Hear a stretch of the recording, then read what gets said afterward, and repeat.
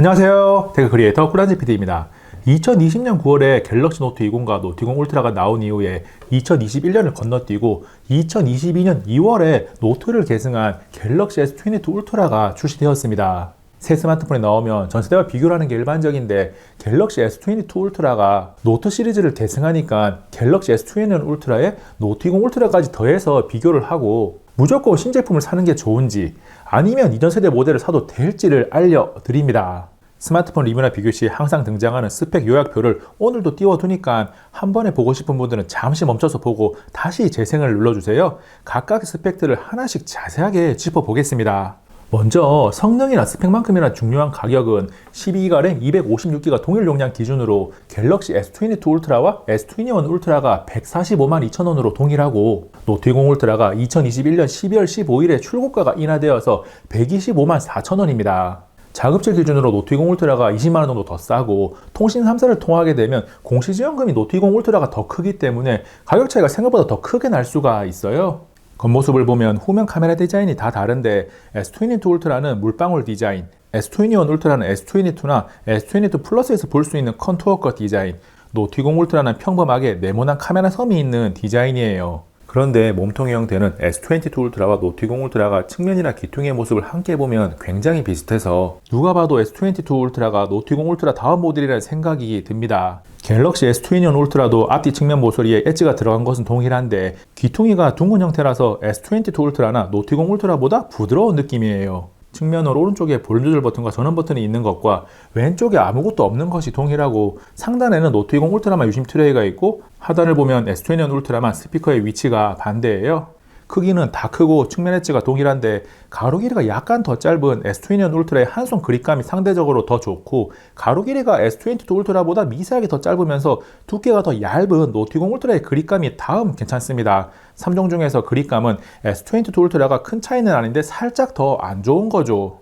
크기에 이어서 무게는 S22 울트라가 227g, S21 울트라가 226g으로 사실상 체감되는 차이가 없고 노트 20 울트라는 207g으로 약 20g이 가벼워서 들고 있으면 상대적으로 가볍다는 것이 확실하게 체감됩니다.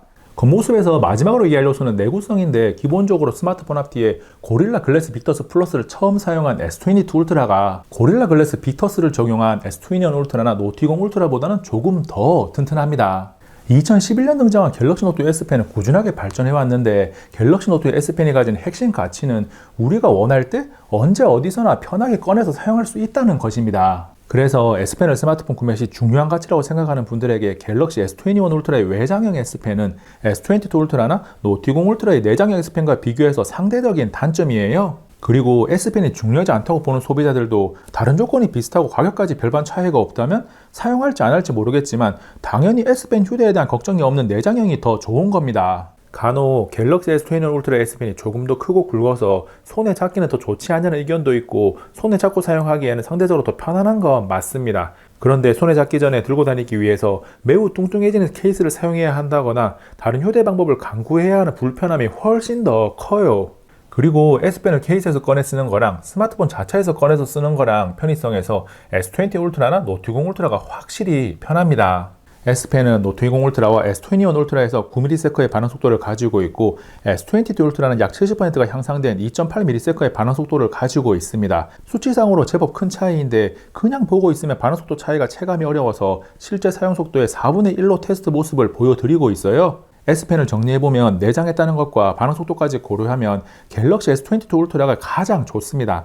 다만 S펜 사용성 면에서 한 손에 스마트폰을 들고 다른 한 손으로 S펜을 사용하는 사용 패턴이 제법 있는 편이라서 무게에 대한 부담감까지 고려하면 노트 20 울트라도 약간의 매력은 남아있어요.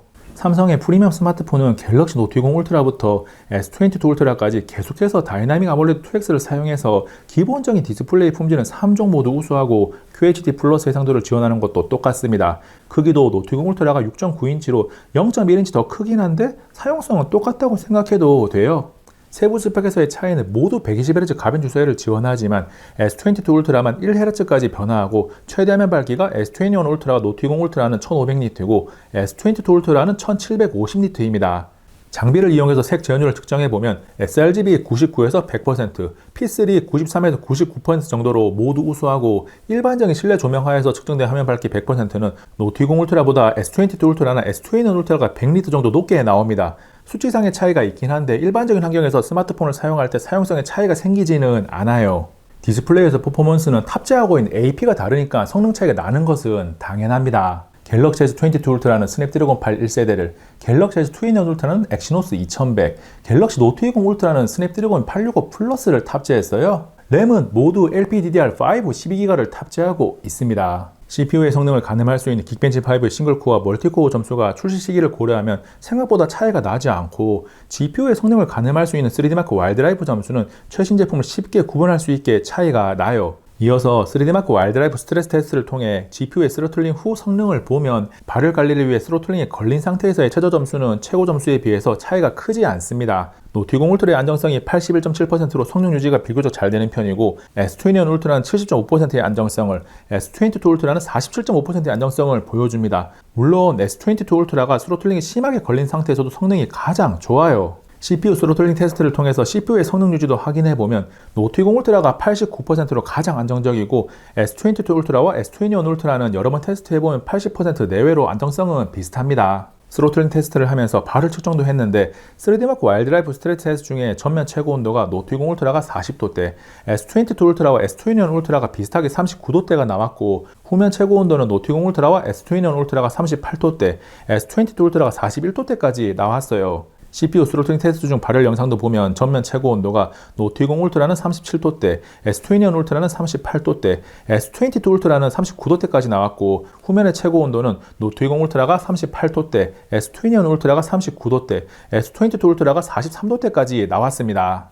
스로틀링과 발열을 동시에 정리하면 3종 모두 최대 부하를 받고 있는 상태에서 30도대 후반에서 40도대 초반이면 발열이 심하지는 않고, 노트20 울트라는 스로틀링이 많이 걸리지 않으면서도 안정성이 괜찮은 편이라서 2020년에 나온 스마트폰이지만 성능이 생각보다 떨어지지는 않습니다. S21 울트라는 어느 정도 스로틀링이 걸리긴 하지만 1년 전에 처음 나왔을 때보다는 발열이 그래도 조금은 낮아졌어요. 그리고 S22 울트라는 3종 중에서는 발열이 조금 더 높은 편인데 스로틀링이 많이 걸리면서 최고 점수에서의 성능을 실제로 사용할 수 없다는 게 아쉬워요. 쿨링 시스템을 꽤나 많이 강조했는데 그냥 스로틀링을 심하게 걸어서 발열 관리를 하는 것 같습니다. 물론 최신 스마트폰인 S22 울트라가 절대적으로 스로틀링이 걸린 상태에서 성능이 가장 좋으니까 그나마 다행이긴 한데, 세대가 거듭될수록 성능 향상이 기대보다 눈에 띄지 않고 발열 문제를 덮기 위해서 스로틀링이 더 심해지는 것은 많이 아쉽습니다.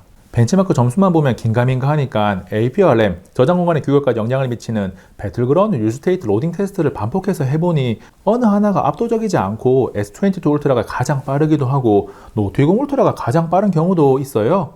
즉, 벤치마크 수치상으로는 차이가 있지만 실제 사용할 때는 그 차이가 나타나지 않을 수도 있습니다. 절대적으로는 3종 모두 스마트폰을 사용하는데 충분한 성능을 가지고 있어요. 갤럭시 스마트폰의 울트라 모델은 지금까지 대부분 만족스러운 카메라 성능을 보여줬고, 절대적으로 3종의 스마트폰 모두 일반적으로 사용하기에는 괜찮은데 차이는 분명 존재합니다. 기능적으로 프로 모드에서 S22 울트라만 망원 카메라를 사용할 수 있고, 더 좋은 사진 촬영이 가능한 엑스퍼트 로우는 S22 울트라와 S21 울트라만 가능합니다. 엑스퍼트 로우는 저장 용량을 많이 차지하고 촬영 속도가 살짝 느리긴 하지만 사용하면 확실하게 더 좋은 사진을 만들어내기 때문에 S22 울트라와 S21 울트라까지는 상대적인 장점이에요. 메인 광각으로 촬영한 사진을 보면 기본적인 품질의 차이는 크지 않은데 색감의 표현이나 빛의 표현이 S22 울트라와 S21 울트라가 노트20 울트라보다는 조금 더 정확한 편입니다. 초광각으로 촬영한 사진도 광각과 마찬가지로 노트20 울트라가 상대적으로 살짝 떨어지는 느낌이에요. 그런데 세 장의 사진을 동시에 보면 다 비슷하게 괜찮지 않아? 라고 생각하는 것도 가능한데, 절대적으로 일정 수준 이상의 품질을 가지고 있어서 개인 시각 차이에서 차이가 별반 없다고 느낄 수 있습니다. 망원에서는 노트20 울트라가 5배 줌이라서 사용하기에 살짝 애매한 감이 있고, S22 울트라와 S21 울트라는 3배 줌과 10배 줌이라서 사용성이 제법 괜찮습니다. 망원 화각의 차이를 보여드리기 위해서 자리를 이동하지 않고 광각으로 이런 모습일 때 3배 줌과 5배 줌을 각각 보면 이런 느낌이고, S22 울트라와 S21 울트라의 10배 줌을 사용하면 이 정도예요. 인물 모드는 광각과 망원 두 가지가 있는 것은 같은데 노트20 울트라는 2배 줌, S22 울트라와 S21 울트라는 3배 줌으로 화각의 차이가 있습니다. 그리고 절대적으로 사진의 품질이 노트20 울트라의 인물 모드가 상대적으로 약간 떨어지고 S21 울트라는 조금 더 붉게 표현하는 경향이 있어요. 야간 모드는 확연한 차이는 아니지만 최신 스마트폰일수록 조금씩 좋아졌고 저조도가 심해질수록 S20 울트라가 조금 더 힘을 냅니다. 전면 카메라 역시 후면과 마찬가지로 S22 울트라와 S21 울트라가 빛을 조금 정확하게 표현을 하는데 S21 울트라가 후면처럼 약간 붉게 표현하는 경향이 있어요. 사진에 이어서 영상은 주간에 걸으면서 촬영한 모습을 그냥 봐도 차이가 느껴지는데 S22 울트라가 조금 더 밝고 부드러워서 상대적으로 자연스러운 모습으로 촬영됩니다. 조명이 별로 없는 실내에서 촬영한 정지 영상은 3종의 스마트폰이 비슷한 결과물이 나왔고 조명이 별로 없는 밤에 걸으면서 촬영한 영상은 3종 모두 썩 좋지는 않은데 S22 울트라가 S21 울트라나 노트20 울트라보다는 떨림을 잡는 것이나 선명도에서 더 좋아서 그래도 쓸만합니다. 카메라는 종합적으로 판단하면 기능적으로나 카메라의 구성면에서나 노트20 울트라가 아쉽고 사진이나 영상의 품질 면에서도 S22 울트라나 S21 울트라가 조금 더 좋습니다. 그리고 S22 울트라와 S21 울트라의 카메라 성능이 비슷한 가운데 주요한 영상에서 S22 울트라가 더 좋고 사진에서도 깊게 들어가서 비교하면 S22 울트라가 조금 더 좋아서 3종 중 S22 울트라의 카메라가 가장 좋아요. 배터리는 노트20 울트라가 4500mAh, S22 울트라와 S21 울트라가 5000mAh고 유선 충전은 노트20 울트라와 S21 울트라가 25W, S22 울트라가 45W를 지원합니다. 무선 충전은 동일하게 15W예요. 다음 스테레오 스피커는 S21 울트라가 출력면에서나 음질면에서나 가장 안 좋고 노트20 울트라는 S21 울트라보다는 좋은데 조금 답답한 느낌이 있습니다. 그리고 S22 울트라가 상대적으로 가장 좋은데 노트20 울트라나 S21 울트라와 비교해서 들어보면 상대적으로 음질이 시원하고 깨끗합니다. 최신 스마트폰과 전세대 스마트폰을 비교하면 OS 업데이트 지원은 필수 체크 요소인데 S22 울트라가 4회 업데이트 보장을 발표하면서 그 대상에 S21 울트라도 포함을 시켰어요. 그래서 S22 울트라가 안드로이드 16, S21 울트라가 안드로이드 15까지 보장을 받고 3회만 보장을 하는 노트20 울트라는 안드로이드 13까지 보장을 받습니다. 그 밖에 언급하지 않은 요소들을 정리해보면 IP68 방수 방지, UWB 지원은 동일하고 S22 울트라와 S21 울트라가 와이파이 6E와 블루투스 5.1을, 노트20 울트라는 와이파이 6에 블루투스 5.0을 지원해요. 그리고 노트20 울트라는 외장 메모리 카드 슬롯이 있다는 장점을 가지고 있어요. 갤럭시 S22 울트라, S21 울트라, 노트20 울트라를 함께 놓고 보면서 무엇이 차이가 나는지 살펴봤습니다. 3종의 스마트폰에 S펜을 사용할 수 있다는 점은 똑같지만 내장되어 있다는 것이 가지는 장점이 강력하기 때문에 S펜이 꼭 필요하다면 S21 울트라는 선택지에서 지워주세요. 그리고 S펜이 필요하고 1, 2년 정도 짧게 사용할 계획을 가지고 있으면서 상대적으로도 가볍고 더 싼 스마트폰을 원한다면 노트20 울트라를 선택하는 것이 최선이 될 수 있는데 가격에 대한 고민과 무게에 대한 부담이 없다면 갤럭시 S22 울트라를 선택하시기 바랍니다. 이렇게 정리를 하면 갤럭시 S21 울트라는 1년 만에 보내줘야 하는 스마트폰인가라는 생각이 들 텐데 2022년 2월 시점에서 가격 대란이 발생해서 엄청나게 싸게 팔지 않는 이상은 갤럭시 S22 울트라 대신 S21 울트라를 살 이유는 없어요. 그래도 S21 울트라가 가지고 있는 뭔가가 없을까라고 생각해보면 디자인이나 색상 정도가 있는데 선택을 기울게 할 만한 요소는 아니죠. S펜을 사용할 수 있는 빠형 스마트폰을 두고 고민하고 있는 분들에게 조금이나마 도움이 되는 영상이었기를 바라면서 꿀단지 PD는 이만 물러갑니다. 다음에 또 만나요. 안녕.